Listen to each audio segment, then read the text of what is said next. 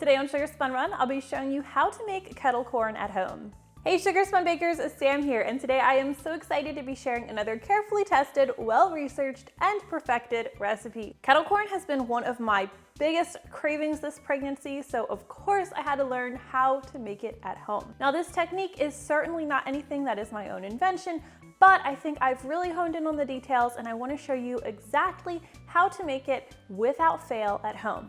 There is some technique involved and I have a couple of tips I think will really help you, so let's go ahead and get started. Now before we even move over to the stovetop, one thing I recommend that you do is grab yourself a baking sheet and a cooling rack. Anytime you're making kettle corn or popcorn, you know those little kernels that don't pop get mixed in there and you can almost break your teeth on them. If you arrange your baking sheet like this, then what we can do is we can pour our kettle corn over this cooling rack and all of the kernels will fall through to the bottom. All right, with that prepped, we can move over to our stovetop. Now for today's recipe, you need a decent medium-sized saucepan with a lid. This is a 3-quart saucepan, but a 4-quart would also work.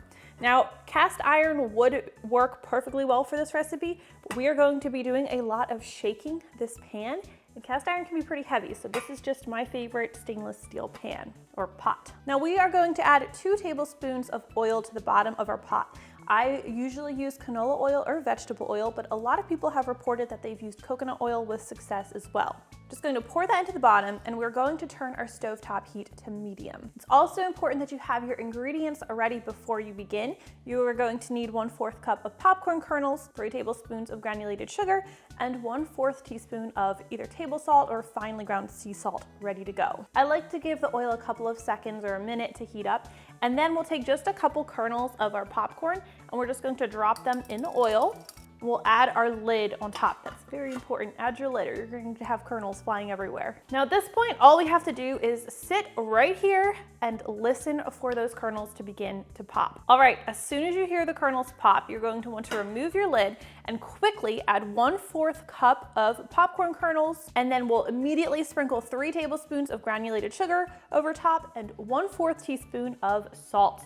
Now immediately put that lid back on, and I highly recommend using an oven mitt because the lid is going to get hot, and we are going to shake this pot vigorously. Now make sure you keep that lid on very tightly. We're going to be doing a lot of shaking. That lid always needs to be nice and tight. Now by shaking the pot at this point, we are mixing up the sugar, salt, and popcorn kernels, getting them all nicely combined, and then we'll return them to the stovetop. We're still over medium heat here. Now every 10 seconds, even if you don't hear any popping, you are going to want to firmly hold that lid onto the pot and you are going to shake vigorously. Now at this point we are doing this every 10 seconds, and yes, I'm counting off those 10 seconds in my head. Still haven't heard any popping at this point, it doesn't matter. We're going to hold onto that lid and shake. All right, once you begin to hear some popping, sometimes I like to start pulling the pan off the heat a little bit earlier, maybe at 8 seconds, and shaking vigorously again. This whole recipe is just a lot of vigorous shaking. So you're going to notice that the popcorn kernels are going to start speeding up with their popping, just like a bag of popcorn in the microwave would do. So you want to listen for that. Things are going to get really rapid. You're going to want to shake that consistently. If you're not shaking consistently, your sugar is going to end up burning, your popcorn is going to end up burning, you're going to ruin your whole batch. Now what we're listening for this point, while still shaking as needed, is we are listening for the popcorn kernels to slow down. Once you no longer hear that rapid fire popping and you start to hear maybe 2 seconds between pops, you want to immediately remove that pot from the heat, keep the lid on for now, and let's go right over to our prepared baking sheet. Always make sure you take the lid off away from your face because some popcorn could fly out, and immediately pour that over the baking sheet.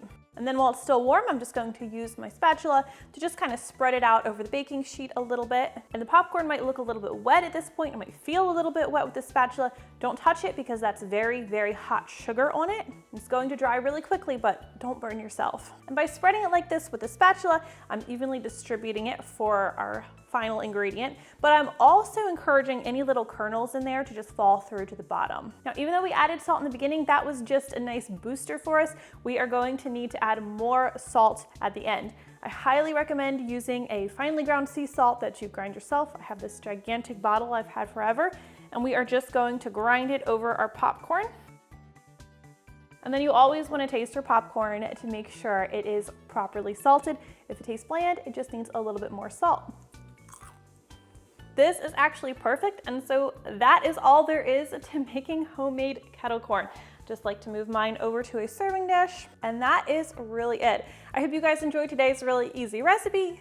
Easy, even though it is a little bit of an arm workout. I'll make sure to include lots of tips in the recipe description below as well. If you tried this one out, please let me know what you think. I always love hearing from you. I hope you love this one as much as I do. Thank you guys so much for watching, and I'll see you next time. Love this stuff. Eat this whole thing myself.